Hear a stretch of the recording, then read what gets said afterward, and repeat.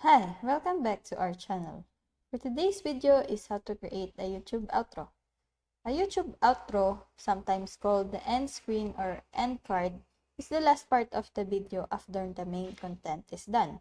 It's the perfect spot for a call to action whether you want to point viewers to similar videos from your channel, prompt them like the video or subscribe to your channel, post a link to your website, or all of the above. An outro gives you one last chance to engage your audience and drive action that can help you grow your channel. You can make videos, so obviously you want to make people see them. That's the first step, but make your secondary goal to leverage a YouTube outro to tell your viewers what to do next. Creating a YouTube outro or end card designs to leverage YouTube's end screen capabilities lets viewers easily click through to a strategy relevant next destination of your choice.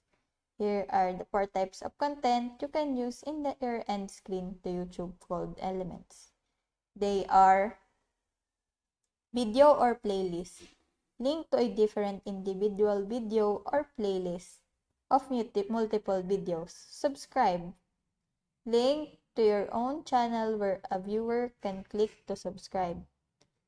Channel. Link to a different YouTube channel. Link to approved site. Link to a website outside of YouTube. Note that for the link to approved website, your site must be part of the YouTube note. For that, the last one, your site must be part of the YouTube Partner Program and it can't contain any content that might be considered offensive or dangerous, such as pornography or malware. Even the best YouTube video is unfinished without a quality outro. A YouTube video outro increases watch time in your channel and can even help you get more subscribers, extend your reach, or drive more traffic to your website. So that's it. I hope that this video helps. If you have any questions or comments, kindly put it in the comment section below. And if not, don't forget to subscribe and like. Thanks!